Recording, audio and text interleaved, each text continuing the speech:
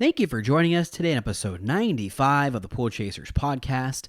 As always, our mission is to help educate and inspire in the form of a podcast. All right, so today's topic on the Langelier Saturation Index, also known as the LSI, may be a new one for you.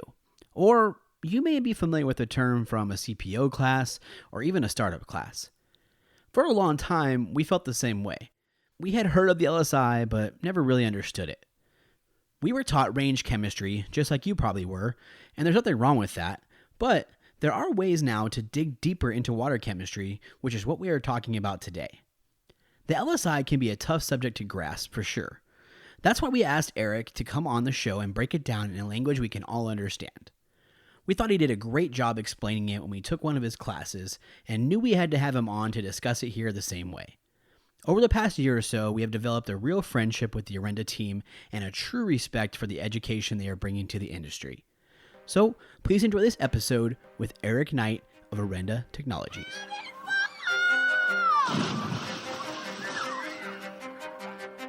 Welcome to your go-to podcast for the pool and spa industry. My name is Tyler Rasmussen. And my name is Greg Villafania. And this is the Pool Chasers Podcast. All right, well, thank you for joining us today, Eric. We appreciate you taking the time to join us on the podcast today. Yeah, thanks for having me.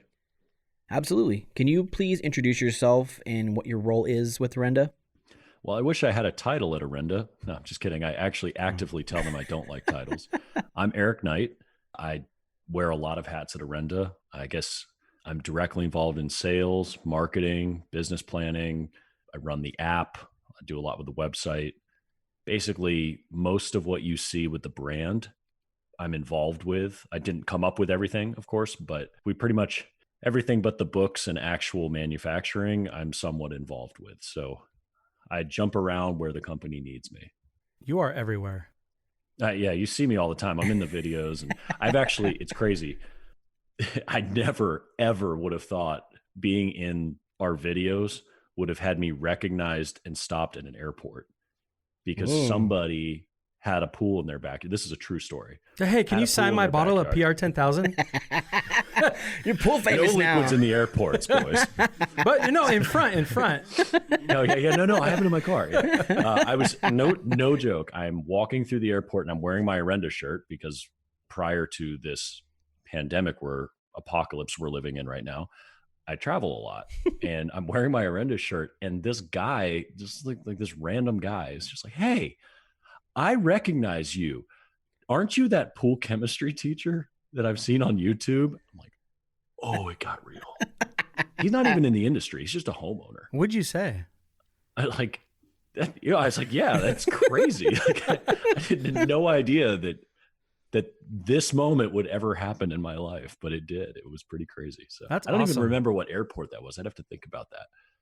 It wasn't Charlotte where I live. Might have been LAX. But anyway, that's not important. The fact that happened was pretty nuts. Well, I think you do a really good job at it. Every time that we go to one of your classes or hear you speak live, we're just like, damn, like we love how confident you are in just the way that you get the message out, because we always get a lot from it and we think everybody else does too. Well, thanks, man. Confidence comes from, you got to learn how to fail early. And in my earlier career, when I first got into the industry, I was really good at failing. And so I have no fear of that anymore. And, you got to fake it till you make it. But with Orenda, it's actually been such a comparatively easy role. And it's a comparatively easy, I don't want to say easy thing to sell. It's just an easier concept to grasp compared to what I was originally doing. And so I've had a lot of fun doing this and communicating and distilling complicated messages. I'm used to dealing with architects and engineers. Talking to the pool industry is fun. I love it. And it's meaningful work. So I'm really glad to be doing it. Yeah, for sure. So tell us a little bit more about your background, your history, and kind of how you got into the industry.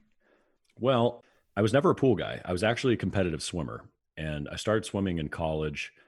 And that decision to get into the sport of swimming shaped my life from then on. If I look back at it, it's probably the biggest decision I've ever made. Swimming took me post-grad after swimming collegiately to have a chance to train for Olympic trials, which took me to Charlotte. and I trained for a team called Team Elite in Charlotte. At that time, right place, right time, the universe aligns. There was a piece of technology that had been invented called the Patek Evacuator. And that was invented by Patek and a couple local engineers. And they were in Charlotte, or Rock Hill, which is a suburb of Charlotte. Happened to be coinciding with when I was there. And I got really sick swimming indoors. Originally, it's kind of funny. The first 2 years of college, we had a bromine pool. And we're talking like a 1.2 million gallon, 50 meter, beautiful natatorium venue, bromine pool. And I'll never forget that smell, because that smell, as soon as you'd open the door walking into the building, that bromine smell is so nostalgic. Anytime I smell it, because it's so different from chlorine, I know exactly that's a bromine pool. It's ingrained in my brain. And I never had a problem when it was a bromine pool. And then my junior year, they switched it to Cal Hypo. Oof. And I got asthma within like a month. And for some reason, now other people had issues with bromines, and then they said the air got better. Not me. My lungs burned. And it wasn't so bad just when we were training, because it's a huge natatorium. But anytime there would be a swim meet or a big event, oh man, it was horrible. And I would go to other pools, like in my county. I'm from the DC area. And so I would swim in some of those county pools. You just couldn't breathe. And it was burning. It was physically like hot. It felt horrible. And so I remember that, and having to get out in the middle of a workout or in the middle of a race. I actually had to get out in the middle of a race in 2009. I'll never forget it. And run outside to get fresh air. And so this was deeply personal to me. I had an inhaler, and I remember my doctor, who didn't know anything about this, listened to my lungs and said, I haven't seen this before, but it sounds to me like you're allergic to chlorine. You should stop swimming if you want this to stop. I'm like, stop swimming is not an option for me. Like, I have to have something to continue. So he prescribed me an inhaler and some anti-inflammatory drug of some kind. And, I basically subsisted on an inhaler for the next 4 years. Actually, if I do the math, 3 years, I guess, until I get to Charlotte. And this pool that we were training in it was a dungeon, but it was our dungeon. It was so freaking cool. We had steel I-beams above it, and they were about 20 feet above the water. And they had someone, like long before I got there, bring in like a jig, like a boom lift, and they installed pull-up bars and then ropes that would hang down into the water. So you tie the ropes off to the wall, and then you could climb the ropes and do pull-ups, and then you just drop 20 feet into the pool. It was like a playground for a competitive swimmer, especially when you're training for trials. You're training pretty much every day at a very high level. So you have to have something to have fun with, because it's pretty grueling otherwise. But that dungeon, man, that air quality was terrible. We had fans in the doors. We didn't know better. And it was just inhaler multiple times of practice. We go to the Olympic Training Center in January of 2012. And we come back after several weeks, and we don't even notice it, but there's this giant white bench. And this giant white bench was called the Patek Evacuator. In fact, if you look up Patek Evacuator on Facebook, I think it's still their like title image is a picture of that bench. And we just put our bags on it. Nobody even noticed it was really different. And I don't know, a week or two later, a man named Don Baker and Jeff Gackle walked through the door, and they asked us, "Hey guys, how's the air quality in here?" I was like, now that you'd mentioned it, I haven't used my inhaler in a long time, not since I was in Colorado Springs. And I took deep breaths in, like no coughing. That never used to happen. And I'm thinking, man, it is really good. And the doors are closed and everything. And they explained what you've been breathing, what's been making you sick, what's been burning your lungs and itching your eyes and all that stuff is a heavy gas called chloramines. And that bench is sucking them out. And I was floored. I got out, I introduced myself, and right after Olympic trials, I had a bunch of job interviews lined up. I didn't know what I was going to do. I basically had a degree in swimming. Even though I had a grad degree, I had a master's degree, but I didn't want to use it. I didn't like what I got my degree in. So I had all these interviews lined up, and Don Baker, the owner of Patek, called me up and said, hey, he painted this vision. He said, we're going to fix air. We're going to fix air in these pools worldwide. We're going to stop this problem. And I need somebody who understands it like you do. And that was my first job in the pool industry. And we did a lot of meaningful work. But I will tell you, for a guy with 0 engineering classes at 25 years old, trying to persuade professional engineers and architects to listen to him, that is a nice way to start your career in the aquatics industry. So cut my teeth there for 3 years. And that's why I say comparatively, Orenda has been a lot of fun. It's been a much easier learning curve. So that's how I got into the industry. Right. And did you have a huge disadvantage by having those breathing issues? Well, yeah, I mean, it definitely impacted me, but disadvantage implies that nobody else had them. Almost everybody had those problems. I just had it worse than others. So it's not like nobody was coughing. Most of us were coughing. There at any given time, you're going to have 5 or 6 inhalers out minimum. And we only had 14 people on our team. So you could call it at least half the swimming population has breathing issues. And then, a smaller percentage would be severe enough that they have inhalers out. And I was one of those. Yeah, I guess that's probably pretty common that anybody that swims for fun or professionally, or how you were doing it, doesn't think about, if you've grown up swimming, the smell is something you grew up with, and nobody probably has any idea of what questions to ask, or if it's bad for you, or, hey, can we talk to the maintenance team or the pool service, a company that's taking care of this? Like, nobody would probably ever think to do that. And I'm assuming that you all were the same way until the gentleman from Patek asked you how the air quality was. I had no idea. And then I became keenly aware of it everywhere else I went. And yeah, it really is. I mean, but here's the thing. There's an abundance of health research out there. It's not like this is an unknown problem. It's just a misunderstood problem. And then when you translate that to, okay, what systems need to be in place to stop this problem, you have to talk about HVAC. This is not just about pool chemistry. Like, the mechanical system, the air system, has to match the water system. Those parties in a design team, they often don't even know who each other are, let alone speak. They never communicate. So what happens is you get a left-hand, right-hand problem, and we are the ones, we meaning the swimmers and the coaches and the lifeguards, we're the ones who suffer because they didn't coordinate. And I kind of liken it to, okay, the city's going to build a new bridge over the creek or a river. I never have any questions whether or not it's structurally secure because it's a highway. We're going to drive over it. We are just relying on the experts, these engineers, these architects, these structural people, contractors, professionals, right? They're professionals. I have no doubt that it's going to support the weight of that truck in front of me and me as we're going over this bridge. But that's because they all coordinate and they've done it before. It's an established thing of how to build a bridge. This is still very uncharted territory that has not yet been so cohesive, I should say.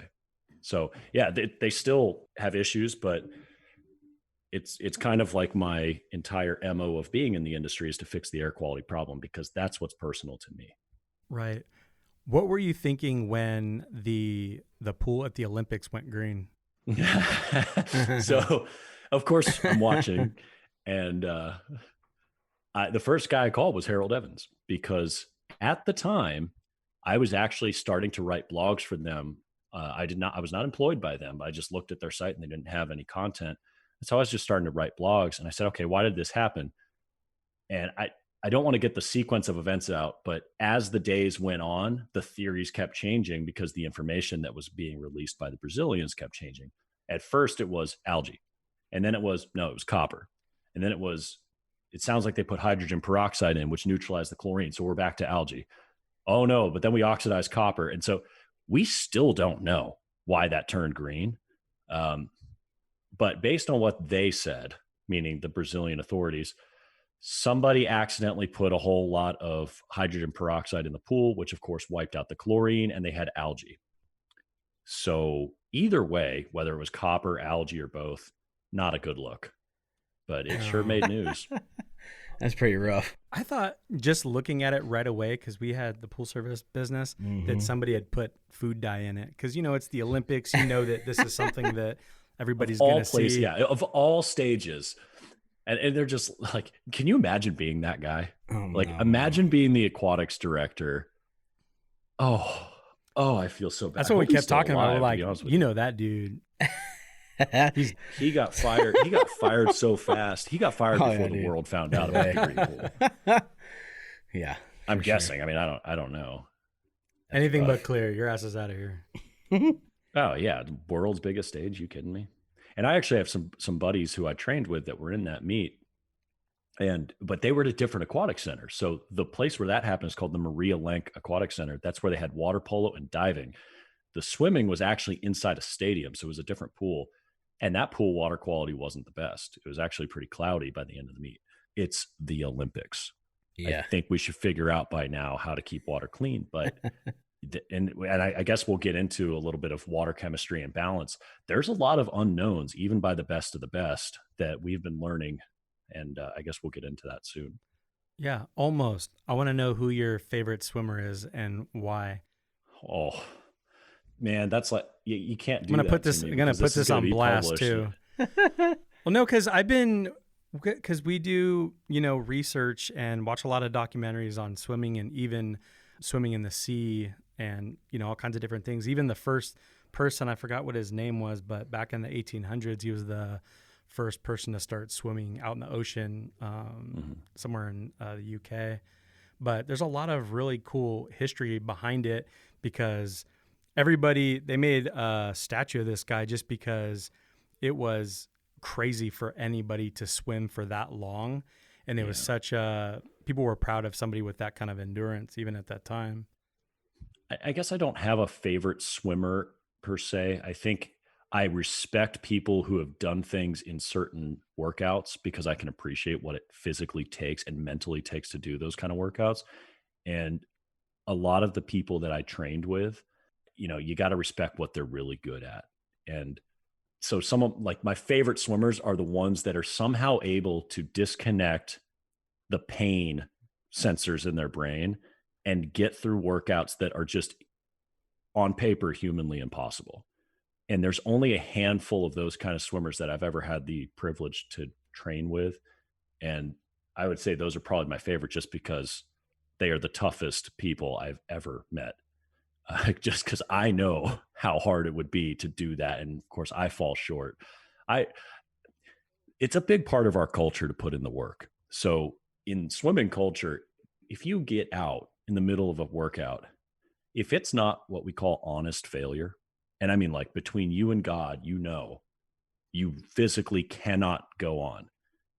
Honest failure is one thing. That's okay. Quitting early is not okay. And so most of us would find the failure line, but you never knew who was actually just quitting early because they couldn't handle the work. And you got to be careful with that line. So no, I'm not going to answer that question because it's going to incriminate me. No. That was a good answer because I think anybody that's good at anything can really they know how to push through the pain. I will say one thing. I only met him one time, but one of the most legendary swimmers of my era is a guy named Fran Crippen. I was not friends with him. I only met him one time, but he actually died in an open water swim tragically. And it was a big international thing because I think it was over in the UAE, like Dubai or something, and the water was just too hot. And you think it's a tragedy by all means, but that guy was legendary long before his death.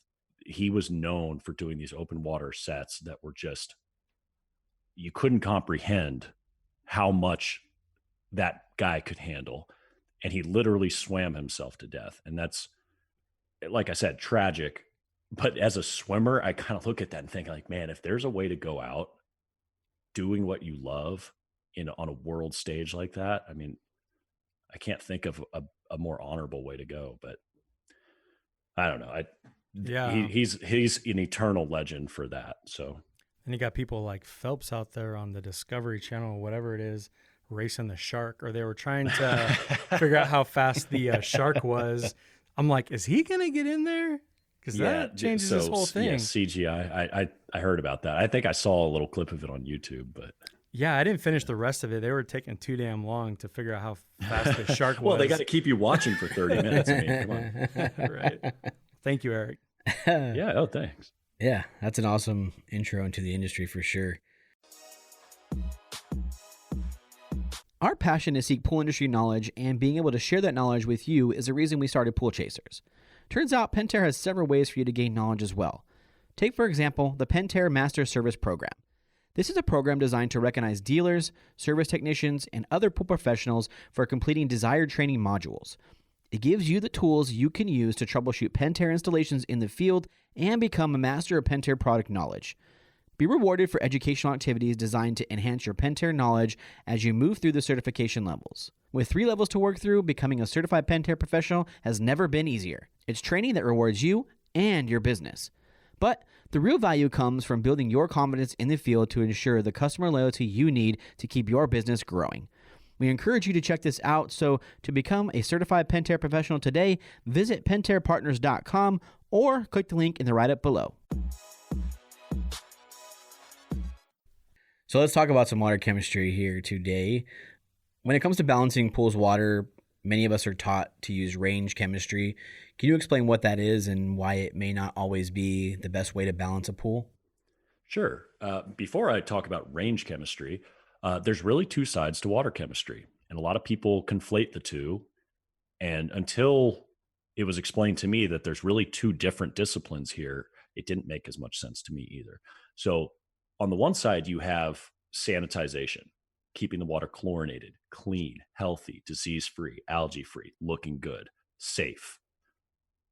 That's just sanitizing and disinfecting. There's a completely different discipline called balance. And most people say, oh, I have balanced water chemistry, meaning all of their chemistry is good.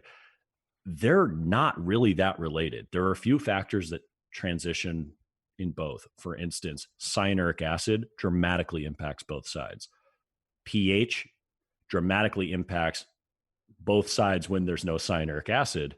But when there is cyanuric acid, as we might discuss, it's a lot less impactful than you might think. So there are factors that influence both, but balance is essentially the saturation of calcium in your water. And we'll get into that in a little bit. That's measured on the LSI. So to your question of range chemistry is what the textbooks say. These are the ideal parameters of water.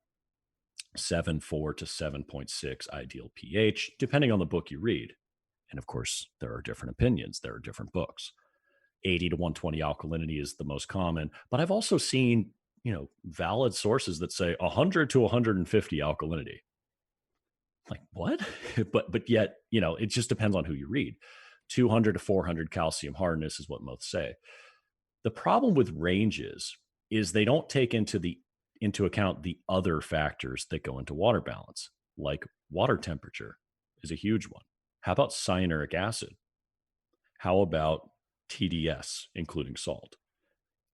Which brings us to what the LSI is about. So it is mathematically impossible to stay within the textbook ideal ranges and keep a pool balanced during the winter. I'm from the Northeast. Every pool is guaranteed to freeze. Unless you're running the heater all winter, those pools will freeze at some point. Mathematically impossible to stay textbook range compliant and not destroy that pool in the wintertime because it will etch. And that's the trap. And there's a lot of physics at play here that drive the chemistries to change. And we have to understand why. Rather than thinking, okay, I have to have this pH range, I have to have this alkalinity range because the textbook tells me to, pump the brakes. Why are we not trying to figure out what does the water want? Because the water is a physical being. It doesn't have an opinion. It's just physics. It's just going to be. It's going to do what it wants to do. So rather than trying to force it to comply with what these textbooks are saying, is there a way that we can still have optimal sanitization and make the water happy? And the answer is yes, it's using the LSI. And can you explain to anybody that might not know what, LSI is exactly and how it was introduced to the pool industry? Well, the LSI stands for the Langelier Saturation Index. Dr. Wilfred Langelier came up with it, I believe, for cooling systems and boilers, but basically closed water systems. A pool is not technically a closed water system because it can have outside contamination that comes into it.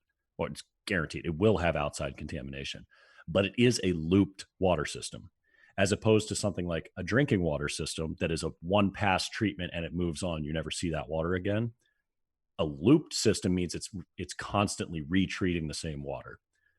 So Dr. Wilfred Langelier, I believe in the 1930s, came up with this formula, which is now the LSI, the Langelier Saturation Index, because of a problem with corrosion in those systems and scale formation, calcium scale. It has since been adapted to account for cyanuric acid, which is not an issue in boiler systems. So it has been adapted by, I don't even know who. I don't know who introduced it to the pool industry. It was long before my time, but it's been talked about. People know about it. It's in the CPO book. It's in most of the textbooks you see. But it's, and to be honest, it's explained accurately. There's nothing wrong with the explanations. Where those books fall short is nobody had like a big giant stop sign on the page that said stop and pay attention to this. This is very important. Nobody's ever really emphasized just how critically important the LSI is. And to be honest with you, until we played with our own app and saw what it did to the chemistry and like visualized it, we had no idea how important it was either. We built the LSI calculator because we thought it was cool. That's the truth. We just thought it was a cool feature to have. And Harold knew it was important to have, but we didn't realize it would fundamentally change the industry. And look, it has. The saturation index is the objective measurement of water balance.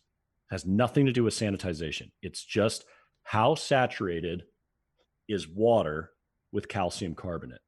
Is it too saturated, or is it undersaturated, or is it balanced? And like if it's undersaturated, water's going to find calcium wherever it can. And this is how etching occurs, because there's calcium in the cement or in the tile grout, and that water will steal that calcium to get back to LSI balance. And if it is oversaturated, it's going to have to donate it. You can't hold it anymore. So it has to drop calcium out. And now knowing how the LSI works, we've learned things like calcium will always, always, always drop out in the hottest places first. This is why salt cells scale before anything else. The next thing to scale, a heater, like a heat exchanger, because the temperature is hottest there. So if you don't have scale, like on that sunny tile line that's getting really hot all day, but you have it on the bottom of the pool, either that's not scale, or it was forced there by a local LSI violation, usually acid, that went down to the bottom and etched. And that's another conversation for another time. But we can forensically now at Orenda and beyond, we can forensically go to a problem pool, look at what happened, and figure out through an LSI, I don't want to say investigation, but I mean, we can look at it and figure out what happened here within a reasonable degree of certitude. So that's why we've been called to so many bad pools. No one ever invites Orenda to the good pools. They come out when there's a mystery. I've never seen this type of mark before. Why is this happening? I have my chemistry balanced. Of course, they're thinking about chlorination and pH 7.4 to 7.6. They're not thinking about the LSI. So when we see surface damage or a fading liner, those are LSI violations. Right. And what are the factors that, when measuring and calculating LSI? All right. So the ones that we all know, pH, calcium hardness, and alkalinity. Now, most people will test on a visit, and we're talking about pool pros here. They will always test pH. They'll always test chlorine, which is not an LSI factor, by the way. pH, chlorine, and hopefully alkalinity. Rarely calcium hardness. But how many pool pros test for TDS? That's one of the 6 factors. So there's 6 factors to the LSI. We only named 3 of them. So pH, alkalinity. Now, carbonate alkalinity, I'll explain in a second. Calcium hardness, and then the 3 factors that get severely neglected: water temperature, cyanuric acid, and TDS, including salt. If you only test 3 of those factors, you're only getting half the story. So you're kind of shooting blind. So for a pool service company that has never used the LSI calculator or any application or anything like that, and this is their first time hearing this, when do they need to use this calculating method? What issues are they going to run into where they can hear it right here and now, and they're like, okay, this is what he was talking about, and this is the steps that I'm going to take? Well, the proper answer is you should be using it every single visit, every single time, all year. You should be on an LSI-based strategy year-round. That's the correct answer. Now, the times where you're going to see it, if you're way out of balance, are when you have scale formation or etching damage, like discolorations of a plaster type finish, any cement-based finish. People say, oh, no, I don't have plaster. I have a pebble finish. Yeah, you have the same cement binding that aggregate. So that's chemically no different than a plaster or quartz finish. It's still cement. So anytime you have surface damage or a fading vinyl liner or a corroded piece of equipment, I should clarify on the corroded piece of equipment, that's not always 100% LSI. It could be part of the Reisner index, which is really, really similar. So that has to do with a pH differential that causes metal corrosion faster. But if you're out of balance on the LSI, you're out of balance on that too. So it doesn't really matter. But when there is, let's say, yeah, you guys had a pool service company. Did you ever have the snowflaking problem where calcium flakes would blow in from the return inlets on a salt pool? Yep. Boom, LSI violation. Did you ever have scale in a heater? Not as much, LSI. but yeah. I'm sure everybody does. And by the way, it's not an indictment on you or anybody else. Everybody has these problems. If you're not on an LSI-based strategy, you're going to have these problems. Now, according to the textbook, you could have been perfect year-round on all of your pools. But if you're not paying attention to the LSI, that's an unknown factor. For instance, if you take the Orenda app and you put in, perfect range chemistry, at 80 degrees, 7.5 pH. The range is 7.4 to 7.6, 7.5. 80 to 120 alkalinity, go to 100, right in the middle of the range. 2 to 400 calcium, go to 300, right in the middle of the range. That water is going to be pretty balanced. But if you make that same water a salt pool, where would you run a salt cell? Like 3,200, 3,300? Yeah. Something like that. Okay. So take that salt number, and since it's actually measuring TDS, you have to add the calcium hardness to it, which will get you closer. There's probably a little bit more, but let's say at a minimum, you're at 3,600 right now. You do that on the LSI calculator, that's a big difference. And then you add stabilizer on top of that. What do the manufacturers of salt cells say to keep your CYA at? 50, 60 to 80, depending on the manufacturer. Yep. All right, put 60 stabilizer in there. You're suddenly etching.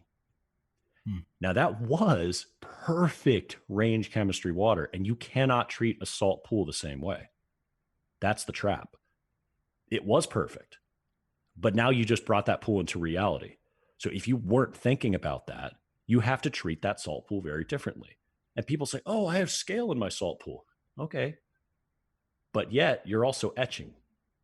And how does the Orenda app help with that? Because we've used it quite a bit, and it's pretty phenomenal. And it's funny to hear you say that you guys did it because it was just a cool thing to do. That was a part of the brand, but it was a cool feature. You ended up, figuring out a lot in the process.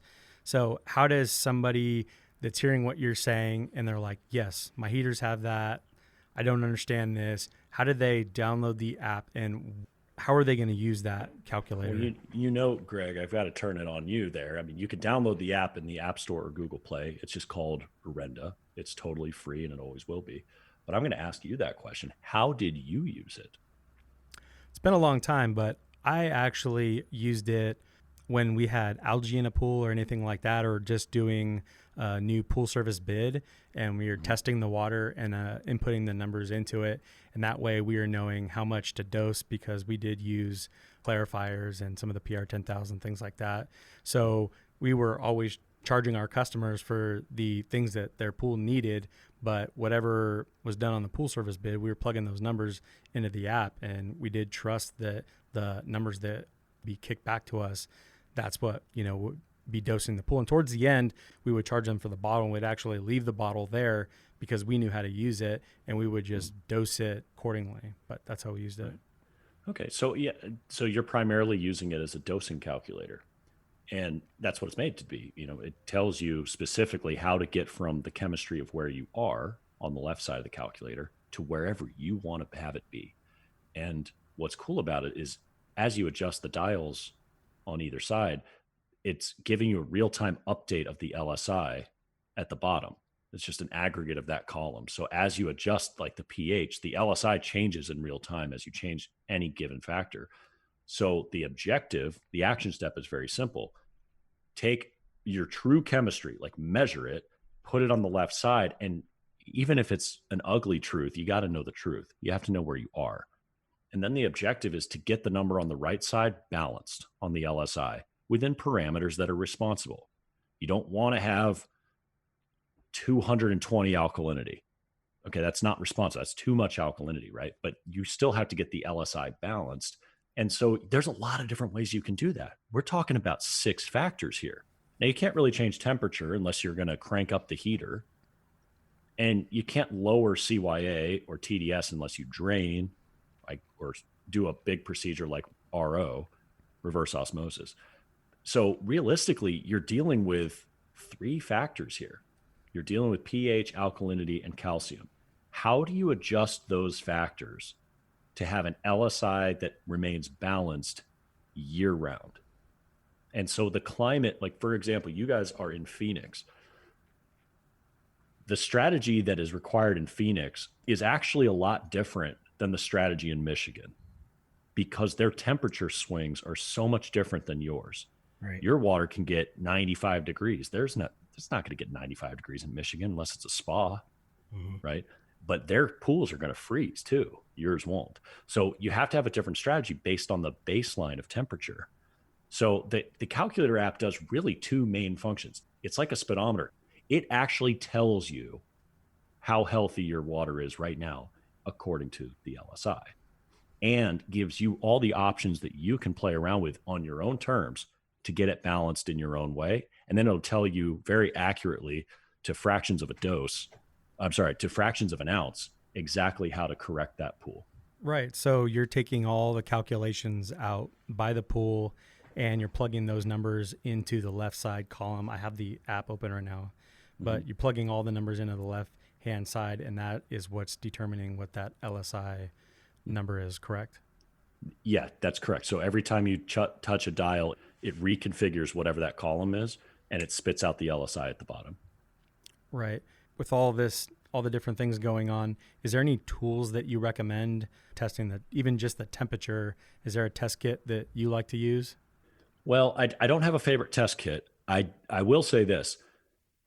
The tools that are ignored that pool professionals and DIY homeowners really should have is some sort of TDS measuring device. I just bought a pH and TDS meter on Amazon for $23 total for both of them. And the reviews are really good from pool guys. So I've been very impressed with the pH one. I haven't used the TDS one yet, but having a TDS meter, because most people don't even have a concept of how to measure TDS, it's a very affordable little probe that you just dip in the water. It tells you the TDS. And they also don't have a thermometer. Thermometers are not that expensive. It's very proven technology. And we kind of laugh at Orenda about it because, we don't sell any of these things. We're a chemical company, right? But yet we sell more thermometers, measuring cups, calcium chloride, and all these things because they're the right thing to do. These are the tools that you really need if you're going to be managing pools for a living. That we don't even make the things, but they're not that expensive. So get a thermometer. The one I have is on a string. It's just one of those white plastic thermometers that's on a 2-foot string, and I tie it to the handle of my test kit, and I just plunk it into a pool while I'm testing everything else, and I'll pull it out and boom, I've got the temperature. So that's how I do it. But then again, I fly a lot, not right now, of course, but normally I'm flying, so I can't fly with test kits and all that other stuff. I'm always using a customer's test kit, and they almost never have a thermometer or a TDS meter. So I would encourage any of your listeners, like I said, the TDS meter and pH together was, I think, $23 on Amazon. It was not expensive. Go to distribution, see if they have these tools. They'll probably be less money than that. You're not paying retail there. So I would say that problem that we did have, and you'd be a good person to ask this question, is that we were testing different TDS meters and the number would fluctuate quite a bit. We weren't very confident in the numbers that we were getting kicked out. So how important is the almost exact TDS number? Good question. In terms of its impact on the LSI, you want to be as close as you can, but if you're within 500 or so, it's going to be a very similar LSI result. So the difference between 3,000 and 3,500, yeah, it exists, but it's not huge, right? But the difference between 0 and 3,500 is massive. And then the higher you go on TDS, the less and less significant that number actually gets. I know it keeps going up, but it goes up a little bit incrementally less. Cyanuric acid is the exact opposite. You start the difference between 0 and 30, not so much. 0 and 50, a little more. But if you go up in increments of, let's say, 30 parts per million at a time, the difference between 50 and 80 is way more than 0 to 30. And from 80 to 110 is way more than 50 to 80. And it's almost like a hockey. It's parabolic, I think, is the word. Big, high altitude word. But so having a more accurate cyanuric acid level reading is probably a little bit more important. For sure. And the overstabilization is a huge problem. And it's a huge problem on both sanitization and balance. So, in fact, our calculator, we updated it last fall because when you're calculating the LSI, you have to get the carbonate alkalinity, and no test kits measure that. So you have to measure your total alkalinity, and then you have to deduct a factor based on cyanuric acid, because what you're doing is you're taking the total alkalinity and you're subtracting the cyanuric alkalinity. I think it's called the cyanurate alkalinity. There's a factor, and it's roughly a third, depending on the pH, roughly a third of your CYA has to be subtracted from the total alkalinity. So if you have 90 stabilizer, take a third of that, that's 30 parts per million. Well, if you had 100 total alkalinity, you now have to subtract 30 from that, and you really have 70 carbonate alkalinity or adjusted alkalinity. That's what the LSI is using. Don't worry about the math. The calculator does it for you. The Orenda app builds all that in for you. So you will input your total alkalinity in that calculator. And then as you adjust the CYA, it will make that correction to the total number, and it'll use the corrected alkalinity for you.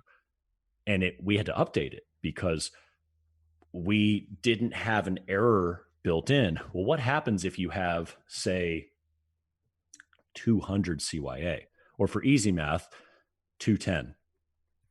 210 CYA, if you take a third of that, that's 70 parts per million.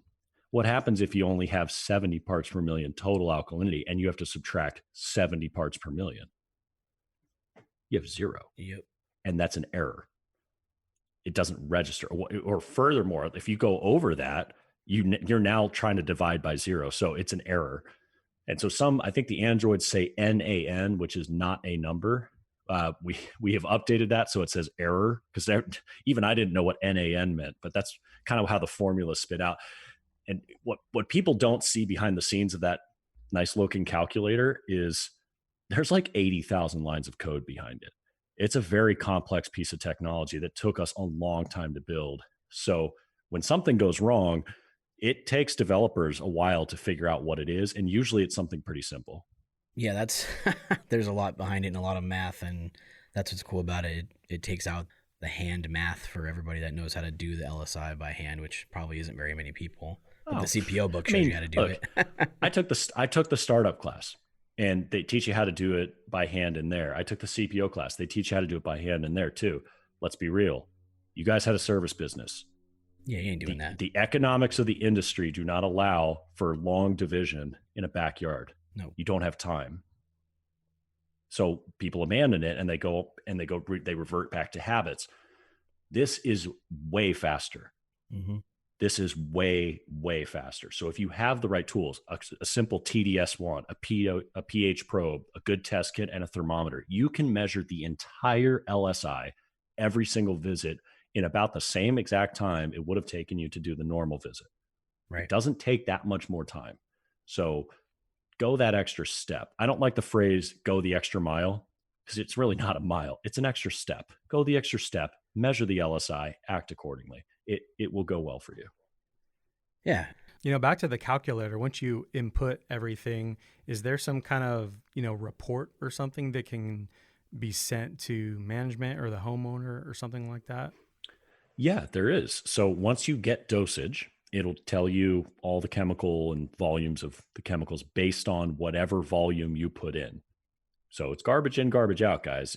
If you don't know the volume of your pool and you just put in 20,000, but it's actually, a lot less than that, like 16,000, you're still going to get results for 20,000. So be cautious on that. But there's an envelope at the top right that allows you to email those results. We've had a lot of questions about being able to save them and store them and create profiles. We have been looking into this for a while. Screenshot. Yeah, you can screenshot. Yeah. But we've been looking into this for a while. We'll see what happens, but we're figuring out some ways that you can better utilize that storage and hopefully be able to have sort of a chronological record of chemistries. But yes, so right now it's just an email feature. Yeah, and that's really cool because you could always send that to your email or to the owner, the manager, whoever needs to see that report, and that report can be tied into your CRM. So if we're taking care of your pool, Eric, we would just download it, send it to management, and then it would go under your profile because I'm assuming it has a timestamp on the date that information was collected. Yep, date and timestamp in the email, and then you just change the subject line to name it however it helps you find it in your inbox, because I think the default subject line is dosage calculation results, but you would type in Eric Knight's pool, right, or whatever you would want to call it. You have some sort of format to do it, but there are customers of ours, that all their service people use the app, and they actually created a separate email account, like just a admin email address that everybody emails their results to, and then the lady in the office puts it all in a spreadsheet. And it's a little tedious work, but it has helped them tremendously because they never had anything like that before. And now software is getting updated so that there are storage softwares out there. We don't really want to be in that game. What we want to do is provide a free tool that helps you manage chemistry. Storing data and route logging, all that stuff, that's not really our business. So we're not really interested in doing all that. Right. But all the education too is in the app as well. Like if you guys' videos and all that stuff is in there. Yeah. And so it is, in many ways, it's considered a marketing tool, but we don't consider it a marketing piece anymore. We used to, until we realized that this is way more than that. This is something that if you're a pool professional and you're trying to explain a concept to your homeowner customer, that you don't want to paraphrase it, or maybe you don't understand it fully yourself, and that's okay. No shame in that. The reason the videos and the articles are in there with a big share button is so that you don't have to explain it all. Let Orenda explain it for you. So imagine going to a homeowner and explaining, here's why I think we need to remove phosphates. Here's the article, boom, share it. You just text it to them right there, or airdrop it, or email it, however you want to share it. And that way, let Orenda do the talking for you and let the homeowner make an informed decision. Right. Thank you. Yeah. We hit 5 of the factors pretty well. Can you just talk about calcium a little bit? And I think there's a myth out there that people are scared of putting calcium in the water because they think it's going to just scale automatically. Can you talk about the calcium factor just a little bit? Yeah, certainly. Especially in Phoenix, I totally understand that myth. I understand why it's a belief because, well, let's think about it. What does scale look like? What does it feel like? Calcium. Calcium, right? So naturally, and I don't blame anybody for this. I thought it too. I didn't know. You would think that calcium hardness is the primary driver of scale. If you have too much, you'll get scale. In reality, if you play with the calculator, you'll learn this. In reality, it's the third most important factor. It's not number one or two. Number one is pH. Number two is water temperature. Those two drive scale. So the pH drives the precipitation of calcium into calcium carbonate, and the temperature drives where it happens. So if the whole pool raises in temperature, that's just going to raise the LSI and you're going to be closer to starting to precipitate. But where does water start to precipitate first? Always the hottest places first. It's not calcium hardness. We've got commercial customers that feed calhypochlorine. They have 800 plus chlorine year round. They don't have scale problems.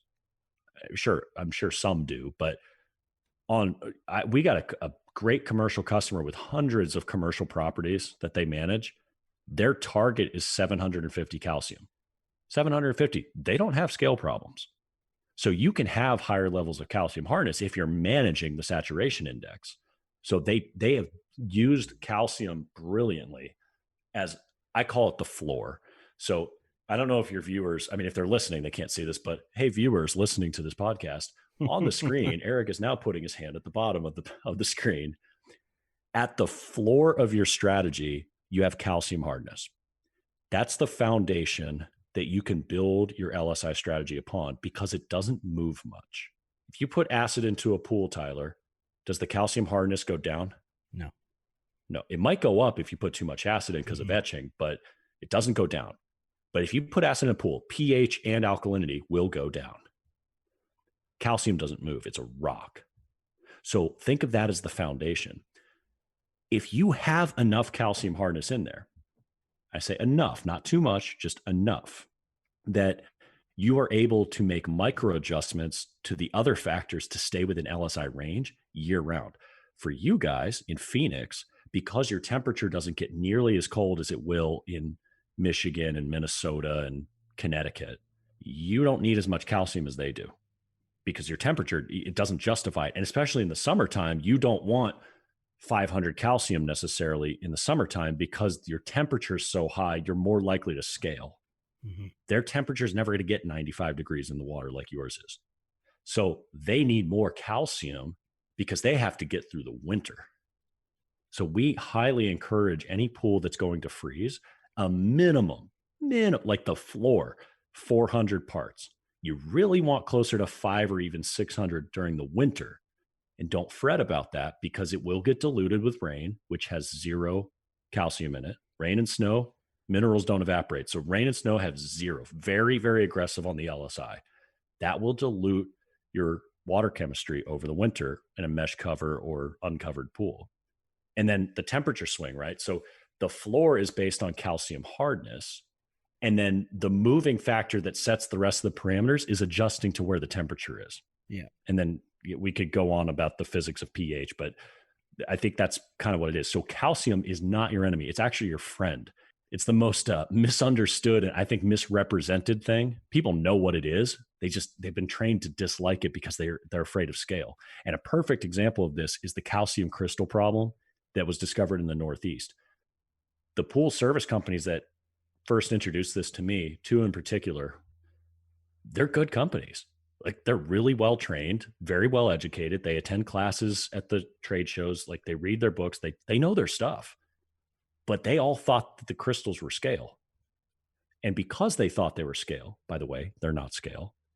Because they thought they were scale, they were trying to create the habit of, I can't have scale in the spring. So let's lower our calcium hardness in the fall to get through the winter. So we don't have scale. Of course, it just came back worse. Yeah. Because it's the opposite problem. They didn't have nearly enough calcium hardness to get through the winter. You got to feed that bear before it hibernates. So back to what I was saying about the LSI, you really need to understand what is going to happen when the temperature drops and when it is going to rise. And if you predict that movement and you have a good floor of calcium hardness that you have a strategy on, you can handle the swings. You just make micro adjustments to do so. It's a much better proactive strategy than trying to keep 7.4 to 7.6 pH throughout the year. Spoiler alert, nobody can do that. Right. Even chemical controllers will burn through drums of acid trying to stay in that range because, well, you're fighting physics. So, right. Yeah, thanks for the explanation. I think, a bit long-winded. Sorry. I get passionate about this because I'm just learning it too. Yeah, no, I mean, I've learned it over the last probably 6-7 months. I mean, being around you and Harold a lot more and having conversations about it, it's definitely something that is misunderstood. It has a lot to do with your guys' startup process, which we'll talk about a different time. There's a lot that it does to protect surfaces that people don't understand, and they usually just are told not to put too much calcium in the water because it will scale. And I think that's a good explanation and clarification. So thank you. Yeah, thank you. So we talked a lot about leak detection with the experts at Andersen Manufacturing for episode 87. But did you know that they also carry a full line of professional leak repair supplies? LeakMaster Products by Andersen provides versatile, permanent repair solutions for all types of pools. The line has everything you need, including epoxy putty, flexible sealer, butyl tape, and even urethane injection system for concrete cracks. A current favorite of pool pros is the LeakMaster Pool Glue. It's a super adhesive glue that permanently bonds to fiberglass, PVC, vinyl, stainless steel, and more. It's a great solution for crack skimmers or fiberglass steps, and even works to seal holes on pressure side plumbing. As you stock up your truck this spring, don't forget to look for LeakMaster supplies at your local distributor or purchase online at leaktools.com. As a special thank you to our listeners, they'll add a free bonus LeakMaster product to your next online order when you enter the code PoolChasers during checkout. Part of the LSI and the app, you have the positive side and the negative side. Can you explain what that is? Yeah, so it's color coded on the app, but think of it this way. 0.00 is perfect water. That is the perfect saturation level of calcium carbonate. If your water is 0.0, it can't get any more balanced than that. But there's a comfort zone. There's a cushion in there, minus 0.3 up to positive 0.3. Anywhere in there is fine. You're balanced. You're close enough to balance that the water's happy. And I like to think about, like, if you had a line at 0.0 and you had a rubber band on it, if you hang a rubber band off of your finger, it's going to be loose down to a certain point. And then if you lift it up, it's going to be loose up to a certain point. Let's just say that the extent of where it's loose is minus 0.3 and at the top it's plus 0.3. Anything within the loose slack of the rubber band is totally fine. But the further you get away from 0.0, you start putting tension on that rubber band. And the water's going to pull back proportionally based on how far you go from zero. It's always trying to get back into that comfortable range. Now, if you go too far, for example, slugging acid, or also called column pouring acid, you drop the pH, and of course, acid's heavier than water, so it goes to the bottom, it gets pulled into the main drain, it etches the surface, it does all these things. The pH went way down. That's a dramatic overcorrection. As a side note, you should never pour acid straight into a pool, always pre-dilute it and dispense to avoid this problem. But when you do that, you've made a severe overcorrection on the LSI. So severe that you can't break this rubber band, but imagine pulling it so hard that you almost break the rubber band to the bottom. Of course, it's going to slam up. It's going to go up really fast. The thing about the LSI that's crazy, but is also to our advantage, is the LSI tells us that water cannot oversaturate itself. So if that rubber band is coming back up, it's dangling here, you pull it down and it smacks up, it's going to hit 0.0 and stop like a brick wall. Hard stop. So in a traditional startup, after the pool's filled up and you didn't do anything to it, they plastered and they put a hose in. When you get there the next day, I can pretty much guarantee that pH is going to be very high.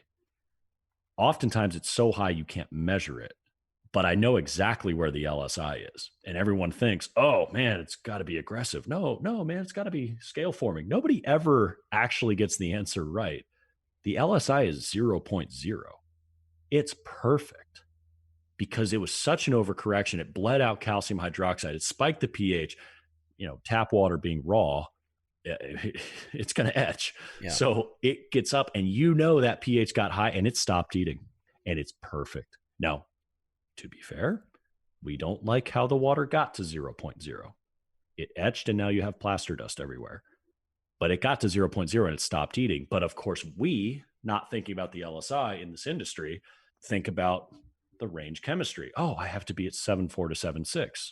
So you bring acid to the pool. But in reality, that water is like really happy. It's perfectly balanced. So we have to think differently. We have to put LSI first, range chemistry second. Yep. And that negative and positive number that you guys are talking about, like if we're talking about the Orenda LSI calculator, it's at the very bottom. There's two different button looking deals that show that. That's talking about, right? Yeah, the LSI, and they're color coded. So if that number at the bottom, if it's green, that's the ideal range. That's 0.0 up to positive 0.30. That's the sweet spot. If you can keep your pool green year round, you are really good. And if you're so good that when you come back after a week, it's green, you are really, really good. Yellow is also okay. That's actually on the lower end of 0. So that's minus 0.01 down to minus 0.30. Yellow is kind of a warning. It's safe, but you don't really want to be there because you're still undersaturated. And if things go wild, you could etch. If you go below 0.3, it turns red. Now you're aggressive. Now you're going to be etching. This is permanent damage. You cannot put calcium back into cement. You cannot put pigment back into a vinyl liner. So that's permanent damage. We want to avoid red at all costs. And then on the high side, above green is purple. That's a scale forming condition. So the further away from 0, the higher that number gets, the more scale you're going to see. And again, you will always see it in the hottest places first, which normally is not something you can see because it's inside your equipment, like a heater and a salt cell, until, of course, the salt cell starts blowing flakes into the pool and you know what's happening. Right. Yeah, that's a really good explanation. Thank you. Thanks. Well, I try. I mean, I'm on this spend a lot of time on multiple it, right? times a day, and I built the thing, so I'm pretty. Yeah. I don't have to look at it to remember what it does.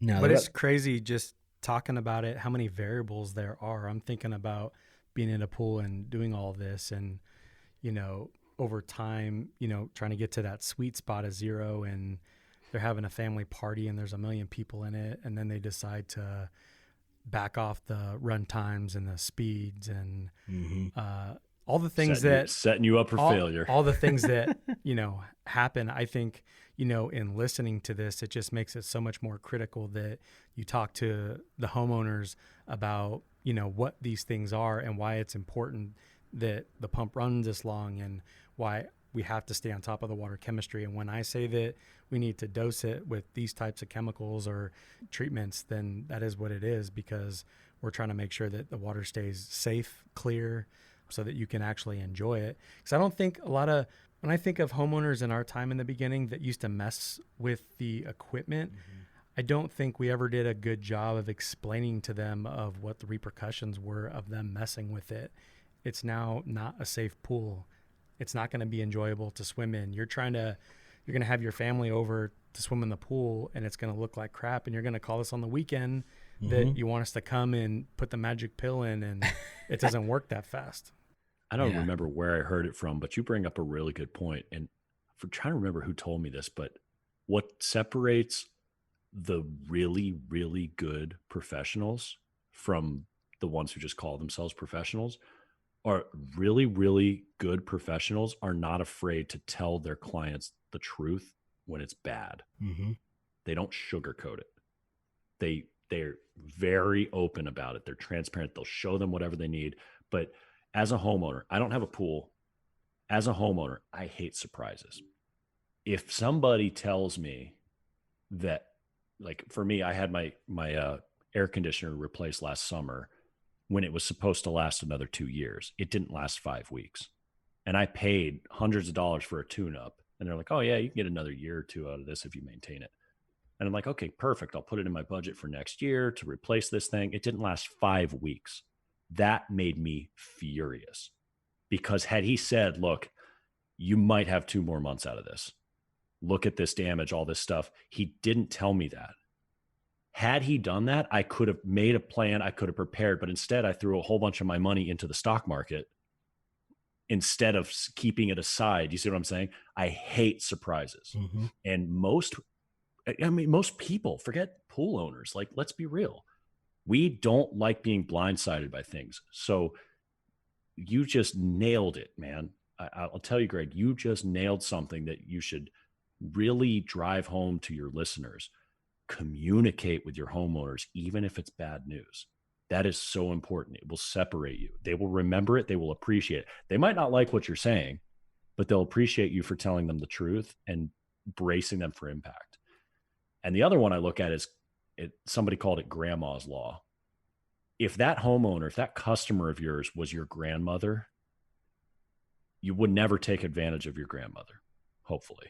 So don't sell them something they don't really need, but inform them and explain it to them like they're your grandmother. That, if you have that psyche and mindset, you will go very far in this industry. You will succeed, because that's how we should be treating our customers. So I'm glad you said that. Yeah. You should be informing them of the dangers of changing the equipment, fiddling with it, cutting the circulation time in half. All of those things they may not know. Right. And I don't think, assume they know. I think some of us too think of the homeowner as competition almost, where you don't want to tell them too much because you're afraid that they're like, well, I could probably figure that out. But the funny thing is, when we realized that if they think that, they were gonna let you go in the first place. It wasn't gonna last long anyway, regardless of what you said. But why not be totally transparent? And they appreciate that, and they let you do your job. Even if they could understand it, they understand that even if I could understand this, and I do, I'm not going to go out there. I don't have the time to go out there and fiddle with the water chemistry. Just like, Right. If the homeowner, we always talked about, if the homeowner, what line of work are you in? I wouldn't step into your job. If you're a mechanic, I'm not just going to do everything myself. I don't know anything about that. Even if I grasped the idea, it's so much better to just put it all out there. So they're like, yeah, you know what? It's totally above me. Yeah. Yeah. You make a good point there, Greg, because the car mechanic is a great analogy.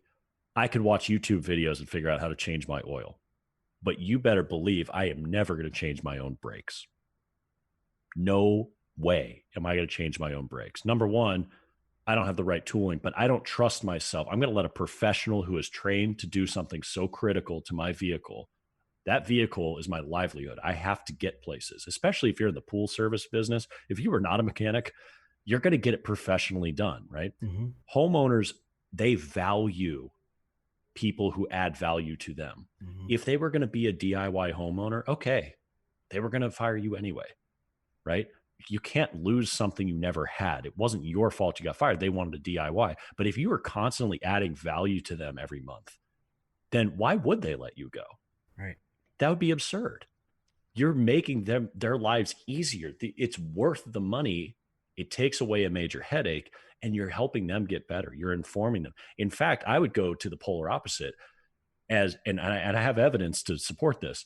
When we made Orenda Academy, that was more than a year of production for that, but for the first one. And we really learned a lot in that process.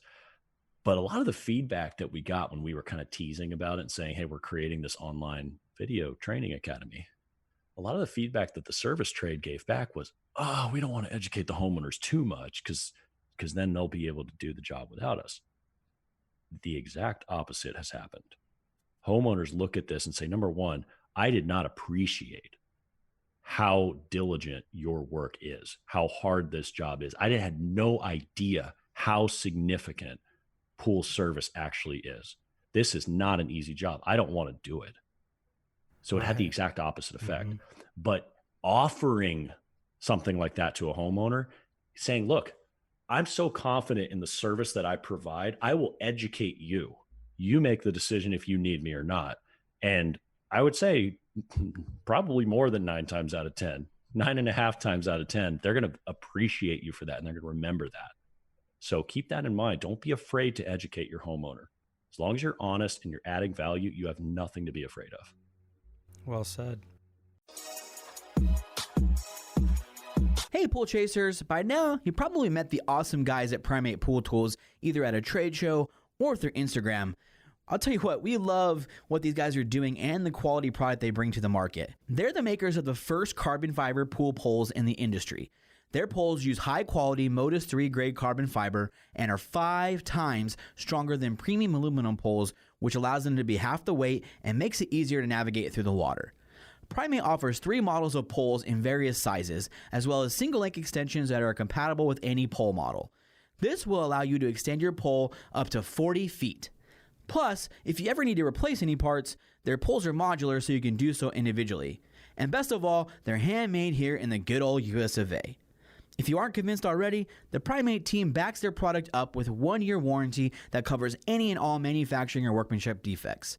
These poles are truly the real deal, so try them out by going to primatepooltools.net, and don't forget to enter PoolChasers10 at checkout for $10 off. Click the link below to find out more. I think one of the main reasons I wanted to talk about the LSI has to do with that too, and I believe most homeowners can understand the concept of range chemistry. If you watch YouTube videos and you get that, you can say, I need to keep my water between, 3 to 5 chlorine, 7.2, 7.8 pH, right? You can grasp that as a homeowner. Mm-hmm. I think when you understand the LSI as a pool professional and you understand the chemistry behind it and you can explain it in a way that a customer is in a way like unmatched, that they can't grasp that, you're showing how much of a professional you are. And when you start talking TDS, you start talking calcium, you start talking CYA, they don't understand any of that. They have a little red and yellow test kit that they may have. Maybe they test alkalinity, if they're a more advanced homeowner. But when you understand and grasp the LSI system, which I wish we would have when we were running the company and been able to explain this, because I believe, and especially in this time of COVID-19 and people maybe considering getting rid of a pool professional, like this is another advantage to you. And if you understand LSI and you can explain why you are more important and why you are important to keep, much more likely to keep the job and show yourself as a professional. Yeah, constantly adding value. And another thing I would just like to add to that, don't be afraid to educate your homeowner conversation. Don't be afraid to do things that are not in your job description if they make your job better. Mm-hmm. You don't have to charge the homeowner to blow leaves off the deck if they're driving you nuts and they're causing you problems. Let them see you do it. Hint, hint. Don't do it all the time, but clean up the place a little bit better. Bring a spray bottle in every once in a while and clean off the control panel and just make it nicer. And I know that homeowners, and I spend a lot of time in the commercial pool business too, operators, right? Facility owners and executives, they don't remember all the technical stuff that you're supposed to be there to do. They remember the stuff that you were not there to do. When I go into a commercial pump room, I need to be better at it when I travel, but like when I'm driving my own vehicle, I've got cleaning spray and rags in my truck. I always go into a pump room with cleaning spray and rags because I'm going to leave that pump room a little bit cleaner than the way I found it. And that's what they remember. They don't remember all the cool stuff we did with the chemistry and stuff. The operator's like, you know what? I like that guy. He takes care of my pumper, and then it helps them step up their game. So sure, those little steps, go that extra step, not the extra mile, the extra step, and add value to your homeowner. Right. And like I said earlier, the more I've been around you and Harold and having this conversation about LSI, the more I really believe in it. So how come the industry is pushed back a little bit on this? Or, I think you guys are breaking that barrier more and more each day, but what has been that barrier that people don't seem to be able to cross with it?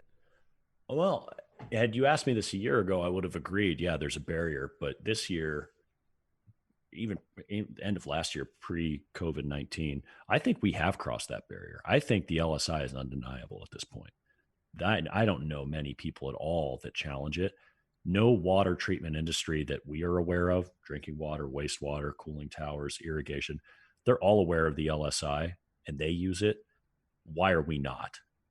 At this point, you have the tools available. We were not the first LSI calculator, but I believe we were the first LSI and dosing calculator available on the market. And now there's like 5. So that tells you something. People are investing, and believe me, building an app is not cheap. Right. So people are investing money to create these tools for you. Please use them. It's, it's a free tool for you, but it's there to help. And the LSI is not something we invented. It's just the pushback that you described, Tyler, is people always resist change when it's unproven to them. I'm going to be the first to admit, when this whole coronavirus came out, I was like, okay, here we go again, just like SARS and the bird flu and because we've been so insulated and so, I hesitate to say the word lucky, but we've been so fortunate to live in the United States that we can absorb a pandemic like all those 10 or 11 ones in the past 5 years. We got through them and it never really affected anyone we know. This was different. We weren't prepared for it. And I'll be the first to tell you, I did not take it seriously because change it wasn't real to me yet. It wasn't proven to me. As of now, I know 2 people who have died from it. So I wasn't very close with them, fortunately, but now I realize it's serious. And the paralysis from this, it is real.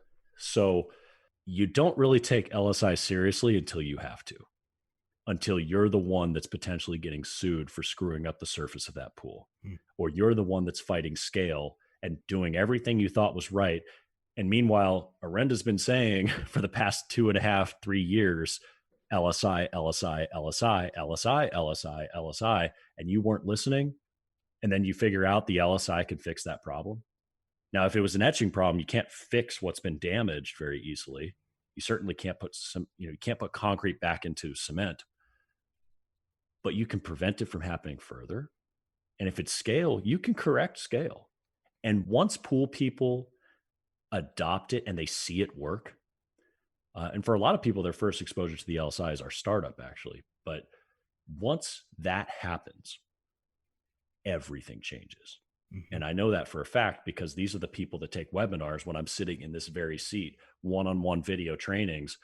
We've been crushing it. We've been doing a lot of those, especially during COVID, but we were doing it last year, way before coronavirus was a thing, because we couldn't keep up with the travel to meet everybody that wanted to learn about the LSI. So we would teach these classes and they would be really busy classes. And what I found is around the country, we get the same questions in most of these classes. A lot of it was just, it's a paradigm shift. And I think what really nailed it home for me to understand just how serious the LSI was, because again, I was a swimmer. I was not a pool guy, was Harold. Since 1984, Harold's had a pool service company and he's sitting on the beach after we come out with the very first version. The first version of the calculator did not have the LSI yet. We were planning on doing it, but we had to build the framework first. Once we added the LSI, Harold's playing around with it on his phone, and it's just throwing him for a loop. He cannot understand that temperature has that big of a difference. And the more he's playing with it, he's calling people in the industry, say, hey, download that. Tell me, are you seeing this? Am I seeing this right? He called me to double check the formula. Call our developer, make sure the formula is right. This can't be true. This can't be true. This can't be true. Of course it is. He was pissed. I mean, livid. And he wasn't livid at us. He was mad at himself because for over 30 years, he's been destroying equipment and pools and he didn't know it. Nobody told him. And one thing that's very important to understand about this app is his personal money. He's committed. This is his give. This is paying it forward to the industry because he wishes he had this tool when he was in business. And this is how you're going to save those surfaces, extend the life of those surfaces, pieces of equipment, salt cells, you name it, that nobody told him back in the 80s that this was a thing. Oh, by the way, not just the 80s. How about the 90s, the 2000s, the 2010s, up until 2017? Nobody ever informed. That's extremely humiliating for a lot of people that have been highly trained to know it all. And we're having a few more of those sort of pivotal moments where we're discovering things about water chemistry that conflict directly with conventional wisdom in the industry. And you're going to get pushback when you do that because it's very contrarian and a lot of people don't like it. Our startup is an example. Sure. There's been a lot of pushback against our startup at first, but look how widely adopted it is now when people realize it's just based on the LSI and it works. Mm-hmm. So we've experienced a lot of pushback on that because they think it's our idea and it's a marketing scheme. In reality, we don't sell calcium, acid, bicarb. We don't sell any of the things that adjust the LSI. So who cares? We don't anyway? have a dog in the fight. I wish everybody would take education so serious. Right. But what it's doing is I'm hearing all this and all I can remember is spending so much time in a backyard when you still have got 10, 15 pools to go and you're just, you're shooting Hail Marys. You don't know what the hell's going to happen. You're just trying to do everything that's, in your back pocket to make this pool clear, and nothing is happening because you're not even making an educated guess to get this pool back to where it needs to. But if you're adding the correct numbers into a calculator, you can get to the bottom of this issue much faster and save time. And what is time? Time is money.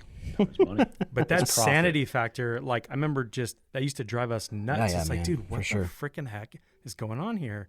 But not taking the time to really, and I think that is a big thing. And didn't think about it until now, but if you've got a family member that owns a pool or you have a pool, you need to choose a weekend or time to figure these things out when you don't have the phone ringing or your team members calling you or emails to deal with, like dedicating half a day and then maybe a day to just be one with the water and testing it and what you need to do to get it on track.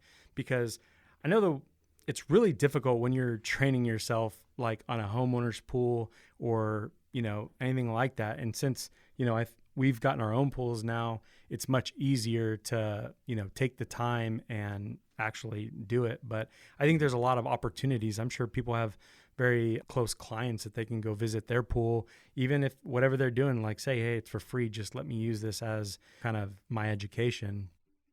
Yeah, they can have the app. A lot of homeowners use our app and we hear from them. They message us through it. So they contact us and they say, hey, I've been using your app and I got a question about this or that or the other. But they really appreciate it because it's color coded: green, good; red, bad. Even if they don't truly understand the LSI, it doesn't matter. They know that they have to get the number green so they can adjust where they go. And then boom, it tells them exactly how to do it. So it's a dream come true for somebody who's trying to extend the life of their surface. We were unaware that tools didn't exist like that because in most other industries, they do. If you're in the HVAC industry, there's all sorts of technology that can make your life easier. Swimming pool business didn't really have that much at the time, but there's great tools now. We were just one of the early ones. But now you look at the technology available and the calculators online and the information available. I take a lot of pride in that we were one of the first that really drove the education campaign, but I'm not naive to think that we're the only ones that take it seriously. We just got really loud about it and we focused on it. And that's been our strategy the whole time. Let's help you pool professionals get better in things that have nothing to do with Orenda. And hopefully that translates to being more profitable. And then, by the way, we sell these chemicals that can make you even better than that. Right. But the chemicals are an afterthought. Let's start with the fundamentals. Are you using measuring cups? Are you using a thermometer? Do you use the LSI or are you still stuck on the textbook ranges? Those kind of things fundamentally can change a pool business. And it's going to improve for sure. And by the way, I say it all the time. We are not in the business of telling anybody how to run their business. You don't have to listen to us. I mean, they're not our customers. They're yours. It's your business, but vet us all you want. There's a reason that the app has taken off in such a way, and it still continues to grow. Our growth has just been outstanding on the app. So we know a lot of people are using it, and that makes us very happy. Right. Well, we appreciate everything that you guys do and taking education so serious, because it really shows, and it's extremely helpful. So we ask, everybody, do you have a podcast or any kind of book that's made an impact on your life and where you're at today? Well, first of all, thank you guys for taking education so seriously. I've enjoyed the podcast that you're having people on and hearing perspectives of all sorts of one. It's a real honor to actually be considered a voice that matters in the industry. So thank you for having me on.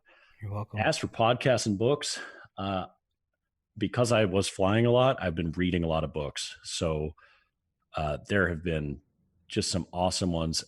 I think some of the genres I like are history. I like looking at like social history of how behavior developed over time. I love Malcolm Gladwell books. Jordan Peterson's 12 Rules for Life is life-changing. That's a great book. You will need a thesaurus though, because there's a lot of, or a dictionary, because there's a lot of really high gravity vocabulary in that book. But I listen to, probably my favorite podcast is Hardcore History by Dan Carlin. I love that because he puts historical events as if you are there, and he personifies them.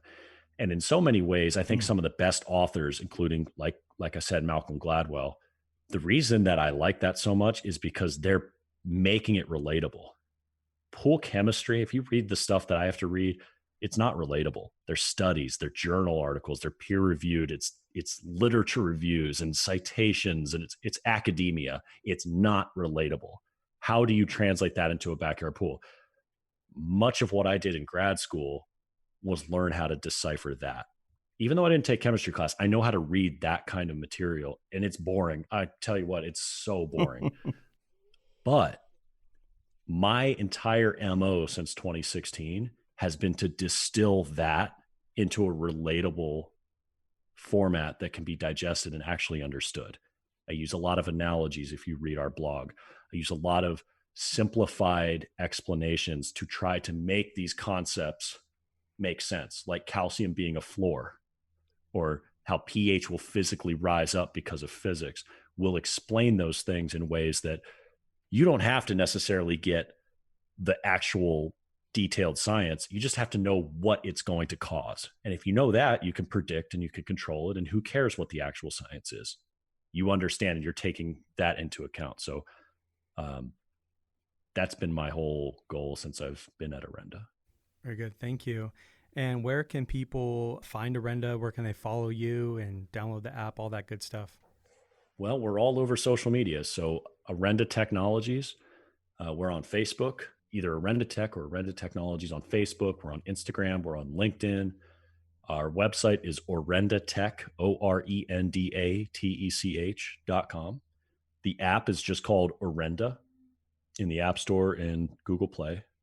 We're not hiding. We're pretty easy to find. If you're searching for pool topics and terms, you'll probably find one of our blogs.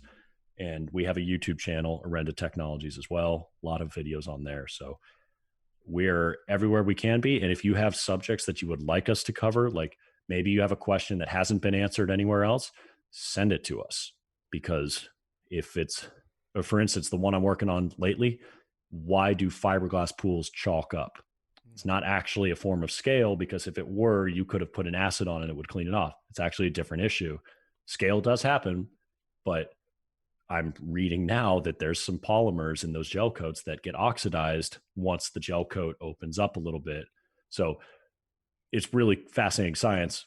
I have to get more research done on it, but we're going to start writing about the damage to fiberglass pools. That's a great question that we get a lot. And so we really want to do our due diligence. But if you have topics you want us to cover, we'd be happy to do it.